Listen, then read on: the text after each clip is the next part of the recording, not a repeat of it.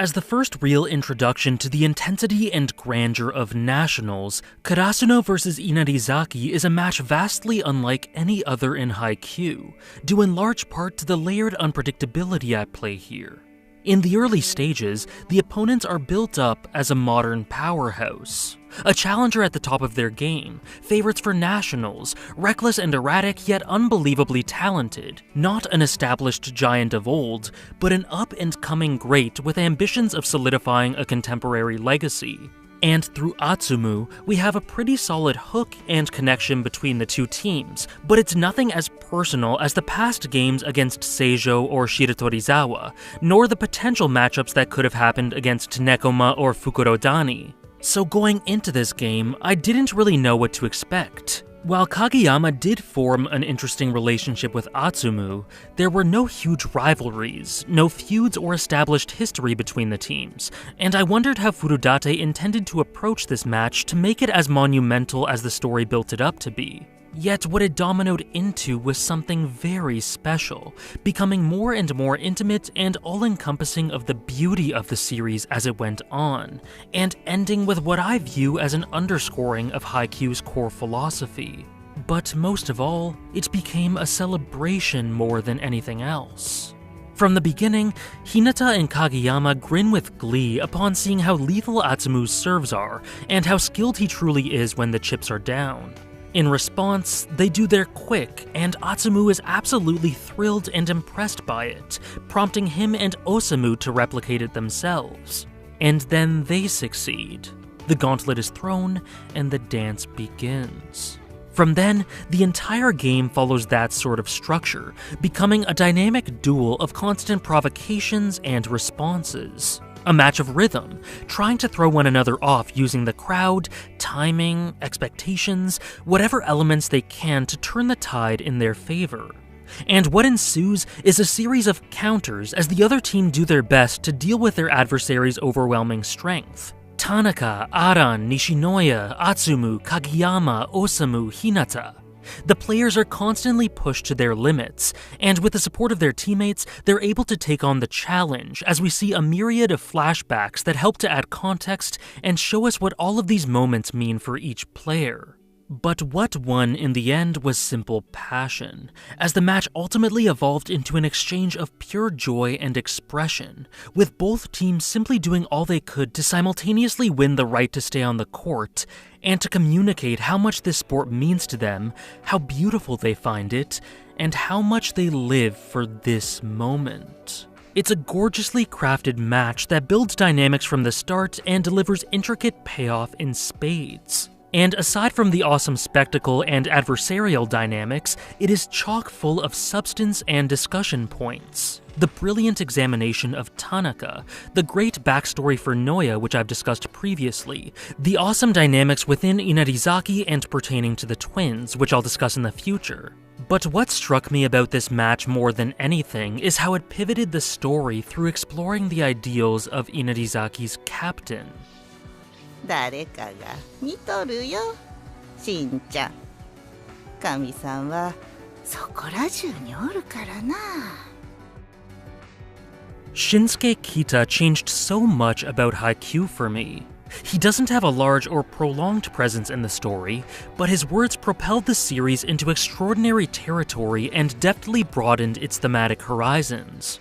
In my opinion, Haikyuu has two jumps in quality. From amazing to masterful after the Seijo loss, and from masterful to something beyond that during the Inarizaki game. And the second jump is thanks in no small part to how Kita recontextualizes the entire series.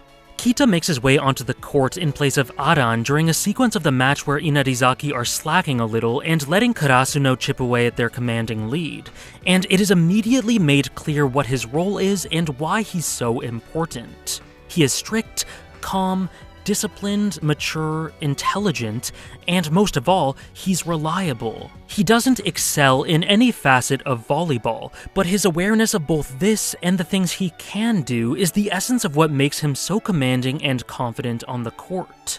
Kita is a leader. He promotes confidence and fills in the gaps so securely, which helps to maintain Inarizaki's ailing momentum in the situations that call for it. and as a result, he is invaluable to them. After showing us a glimpse of this role, the story then takes the time to delve into Kita's past and show us how he's lived his life. We see that when he was young, his grandmother told him that we should carry out our lives with simple honesty and diligence because the gods are always watching. And Kita did adhere to that sort of lifestyle. He worked hard to be respectful, get good grades, and help out whenever he could. But he did it primarily because it felt good and satisfying for him to be able to live that way, rather than doing so to please the gods. And this could not be illustrated clearer than through his very emotional reaction to earning his jersey. Being named Inarizaki's captain in his final year was an indication of all of his hard work paying off in a very special way for him, and a reinforcement that his philosophy was deeply rewarding.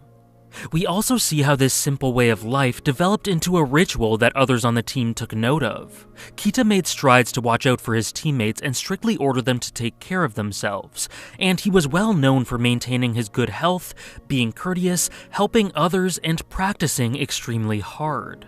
As a result, he quickly became the core of the team due to his wisdom, security, and confidence in the skills he honed. While not a special player, he is unwavering and level-headed in every situation due to feeling that there's no need to be nervous about something you do so often and are so comfortable with. And in that way, Kita introduces an idea so simple and logical that it seems hilariously foreign due to how removed it is from the adrenaline-fueled, high-anxiety mentality of so many of these players. A concept that is striking through its simplicity. 俺を構築するのは毎日の行動であって結果は副産物に過ぎん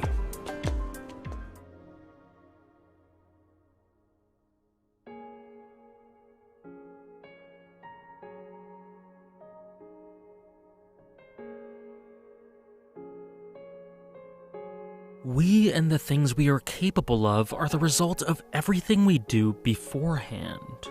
While somewhat of a reproachment for the lazy, it's a comforting notion at the same time, because adhering to this means believing in karma, that we can get a reward for what we put into things. Obviously, the world can be cruel, and this doesn't work out all the time, but by and large, when it comes to ourselves, we are built upon the small things we do every day.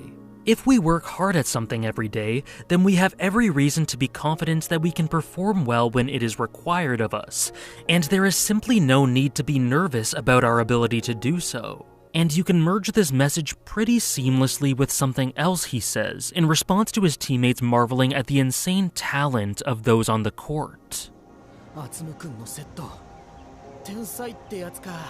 同じポジションきついわ。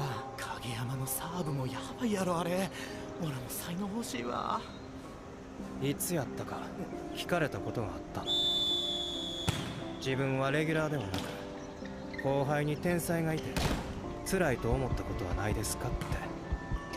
そもそも天才の定義は分からんけど聞かれとる意味は分かった。アツムたちのようなやつについて理由なく最初から優秀なんやと思っとるやつがたまにおるけど俺が毎日1から10やっとるところアツムみたいな連中は1から20やっとんねん。あるいはより効果的な10密度の高い10ほんでたまに1から10やなくて A から Z やってみたらどんなやおもろいんちゃうかって考えたりするやつらやねん。それで失敗しても時に他人に嫌われても疎まれても俺らやったら大事にする何かをないがしろにしてもやらずにはおれんやつらやねん。喉から血出ても走りたくてしゃあないやつらやねん。In viewing the sheer joyous spectacle and ability exhibited by the likes of Atsumu, Osamu, Hinata, and Kageyama, Kita is quite frank in criticizing the common idea of talent through saying that it is disrespectful to claim that people are born with this skill. Having grown up his entire life with the mantra that he is the result of all that he has done prior, Kita knows better than anyone that people become this amazing and reach this level not because they've been blessed with a gift from the gods, but because they simply put the work in. Those who look on in admiration and envy may say to